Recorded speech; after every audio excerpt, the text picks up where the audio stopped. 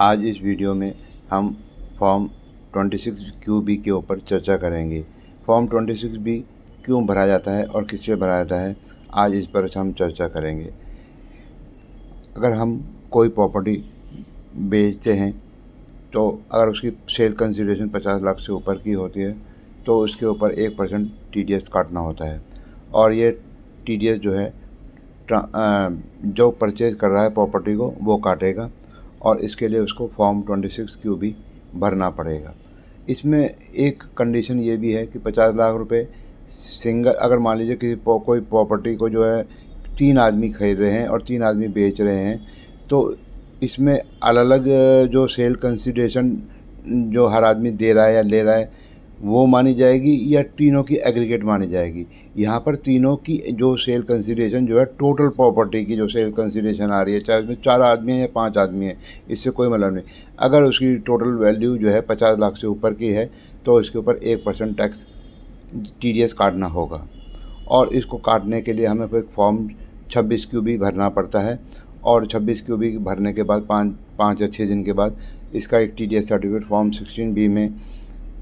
16B में download करना पड़ता है। और वो डाउनलोड करने के बाद वो हमें TDS सर्टिफिकेट हमारे पास ये प्रूफ होता है कि हमने TDS जमा कर दिया है और हमारा TDS जो कटा था उसका हमारे पास सर्टिफिकेट आ गया। अब बात आती है कि फॉर्म 26QB में क्या क्या भरा जाता है। 26QB में मान लीजिए एक सिंगल ट्रांसफ़र और एक सिंगल ट्रांसफ़र ही है, तो उसमें तो सिंपल सा हो जाता है, उसमें कोई दिक्कत नहीं आती। दोनों की डिटेल जाती हैं और उसमें प्रॉपर्टी की डिटेल जाएगी, कौन सी प्रॉपर्टी बिक रही है, कौन बेच रहा है, कौन खरीद रहा है, उनके पैन नंबर, उनके आधार नंबर, उनका प्रॉपर्टी की डिटेल और दोनों का रेजिडेंशियल स्टेटस क्या है और उनके मोबाइल नंबर, ईमेल नंबर और उसके बाद किस किस तरीके से पेमेंट कर रहे हैं, सिंगल पेमेंट है या अगर टुकड़ों में पेमेंट हो रही है तो हर पेमेंट के ऊपर हमें TDS काटना होगा, इस प्रकार से। और क्या कहते हैं, अगर मान लीजिए एक से ज़्यादा हैं तो उसमें हमें, अगर मान लीजिए परचेज़र तो एक है और बेचने वाले 3 हैं तो यहाँ पर 3 26QB भरे जाएंगे, हर सेलर का अलग से भरा जाएगा। और इसी प्रकार यदि 3 परचेज़र हैं और 3 सेलर हैं तो एक परचेज़र का 3 सेलर के साथ जो वो कंसेशन पे कर रहा होगा, अगर एक को पे कर रहा है तो उसका एक के साथ बन जाएगा। अगर वो एक परचेज़र जो है 3 को बेच रहा है, 3 को कंसिडरेशन पे कर रहा है, तो फिर वो तीनों उसके साथ तीनों के साथ उसके 26QB भरे जाएंगे।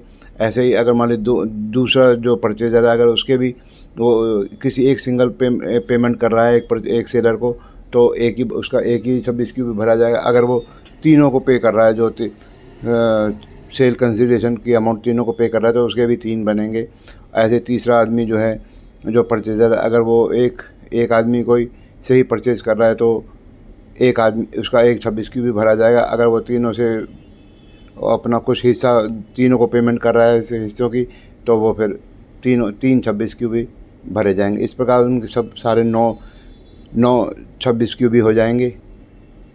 और इसमें जो है हमें जो है हर इसमें एग्रीमेंट भी चाहिए होता है कि एग्रीमेंट के अंदर जो सेल एग्रीमेंट से पहले जो उन्होंने एग्रीमेंट किया होगा किसी प्रकार से कि हम इसकी प्रॉपर्टी को कितने में खरीदेंगे, कितने में बेचेंगे, उसकी डिटेल भी फॉर्म 26QB में जाती है।